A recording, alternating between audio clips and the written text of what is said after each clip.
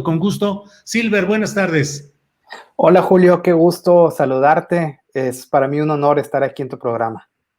Silver, muchas gracias. Leímos con cuidado tu texto, preocupados, pero por favor, al público que nos escucha, ¿nos puedes detallar lo que has publicado en esta ocasión, Silver, por favor? Sí, claro que sí, Julio. El día de hoy publicamos en el periódico El Universal un trabajo, un texto, donde hablamos de que ahora con esta Fiscalía General de la República vemos un crecimiento de la opacidad en el caso de los 43 desaparecidos de Ayotzinapa.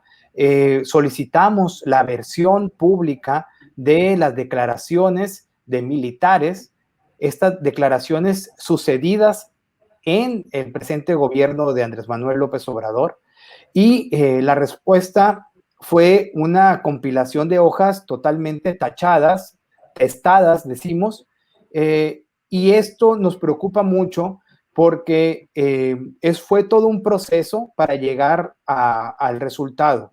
Solicitamos la información meses atrás a la Fiscalía la niega porque es una investigación abierta, pero el INAI le recuerda a la Fiscalía que tiene que abrir esta información porque las investigaciones donde hay violaciones graves a derechos humanos y delitos de lesa humanidad pueden ser conocidas a través de la ley de transparencia. Y lo que hace la Fiscalía es que entrega una información, pero llena de puros tachones, de puro información totalmente ilegible.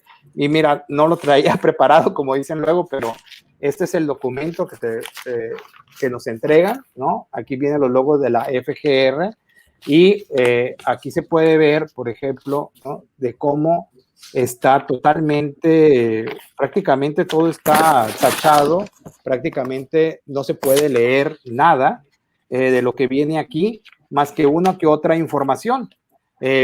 Y lo más preocupante, Julio, es que contrasta con la versión pública que ya habíamos obtenido de la PGR, de la Procuraduría General de la República, y por increíble que parezca, en el gobierno de Enrique Peña Nieto.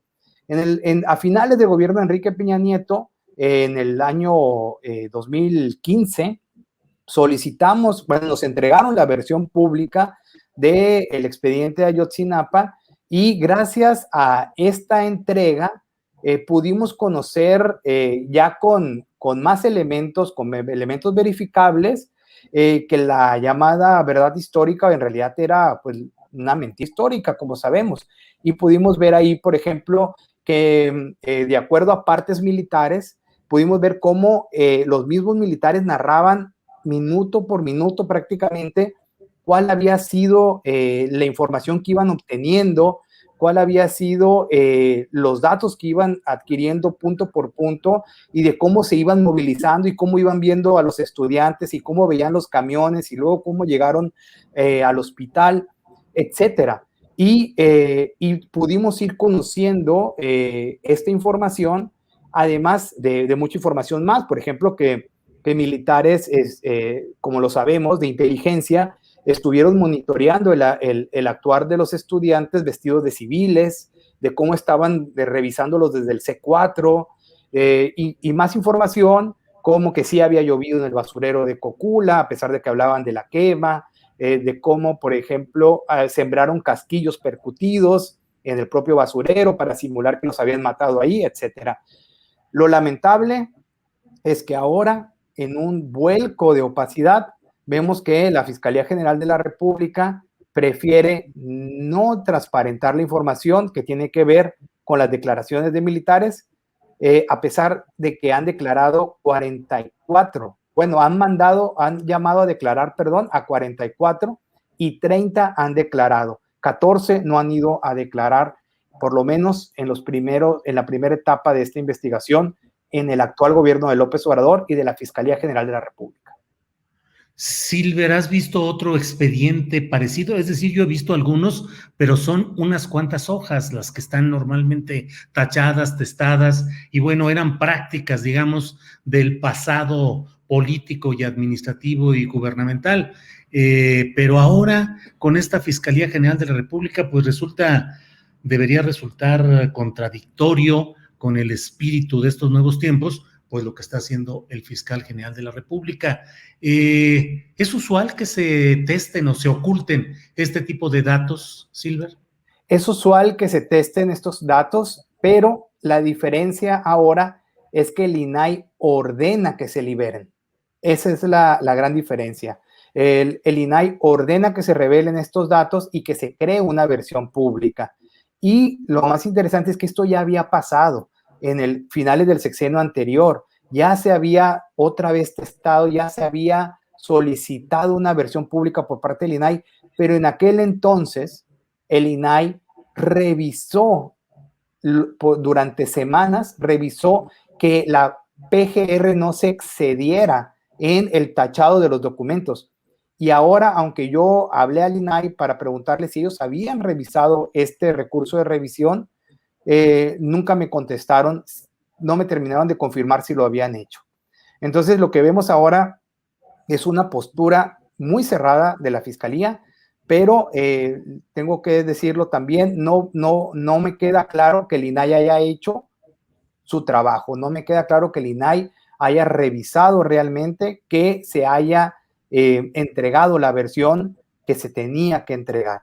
Y pues esto viene acompañado, Julio, de algo que realmente también nos tiene preocupados a muchos periodistas que trabajamos mucho los temas de transparencia, que es que vamos viendo que van incrementándose de parte del gobierno federal la cerrazón, el cierre de la información con diversos motivos. Por ejemplo, uno es que es muy común ahora con este gobierno federal que se les solicita la información, que se les ordene que la entreguen, pero que la respuesta sea que la información no existe, la inexistencia de la información. Y ahí hay ha ido creciendo esta respuesta y es muy complicado poder demostrar que no es cierto, que sí existe la información, porque pues nadie, ni siquiera el INAI, va a poder ir a meterse a los cajones de cada dependencia para decirles que la información en realidad sí existe.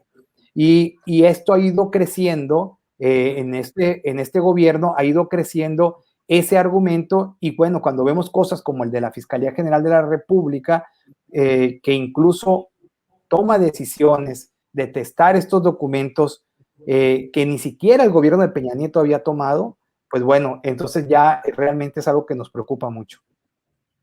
Demasiadas circunstancias en las cuales pareciera haber conductas omisas o irregulares o contradictorias del interés público en la Fiscalía General de la República, y en este caso, tanto en lo que tú señalas, Silver, documentadamente y en términos estrictamente periodísticos, pero en general pareciera haber una tendencia que ya ha dicho el propio Vidulfo Rosales, abogado de los familiares de los desaparecidos de Ayotzinapa, pues pareciera haber una reticencia, una incomodidad en diversas esferas del gobierno federal para abordar el tema de la responsabilidad de los militares en el caso Ayotzinapa.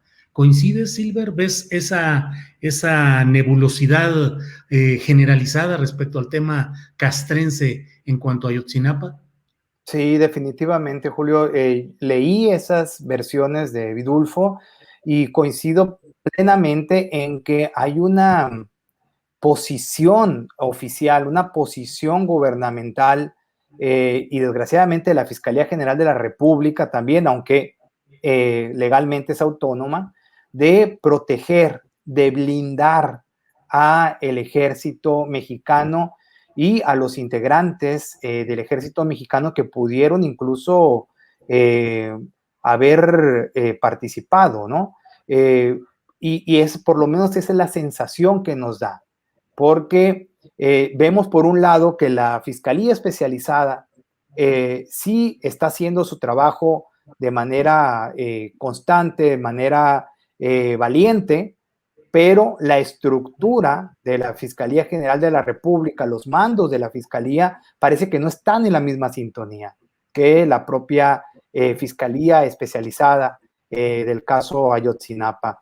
Y sí hay como un tratamiento protector, y es lo que vemos en esta versión pública, porque realmente no nos dan margen de lectura en prácticamente nada, a pesar de que la misma Fiscalía tiene en su página web la versión anterior, la creada en el sexenio anterior, donde sí se puede leer la información. Entonces sí coincido en que hay un tratamiento especial. Y me llama mucho la atención, Julio, que pareciera que la transparencia en el país está empezando a anclarse en las decisiones presidenciales. Esa parte también es muy preocupante, porque si tú recuerdas, vemos como un aparato de transparencia empieza a opacarse, porque las instituciones empiezan a cerrarse, pero al mismo tiempo en las mañanas el presidente va decidiendo qué información debe de abrirse pues a su decisión. Entonces un día nos dice que se abra el expediente de Cienfuegos, que se abra la información que tiene que ver en contra de Ricardo Anaya, que se abra con temas de AMSA, y que se abran expedientes del CISEN, y él nos va diciendo qué es lo que sí se va a abrir de información, cuando hay toda una estructura de transparencia que es la que nos debe de ir diciendo con el ejercicio de la ley qué es la información que se tiene que abrir y con base en las instituciones que están para ello. Pues Silver Mesa. Silver es periodista independiente, especializado en asuntos de investigación y de datos. Él publica sus trabajos en los medios donde se llega a ese acuerdo para poderlo publicar, en este caso hoy en el Universal. Pero Silver Mesa es un periodista independiente que hace sus trabajos conforme su visión, su capacidad de investigación, y luego pueden ser publicados en uno o en otro medio. Así es, Silver Mesa. Así es, Julio. Soy un periodista independiente que estoy trabajando con una colaboración constante actualmente en el periódico El Universal, pero también tengo otras colaboraciones. Bien, Silver, pues te agradecemos mucho esta oportunidad de asomarnos a este tema complicado y preocupante, y seguiremos atentos. Silver, muchas gracias.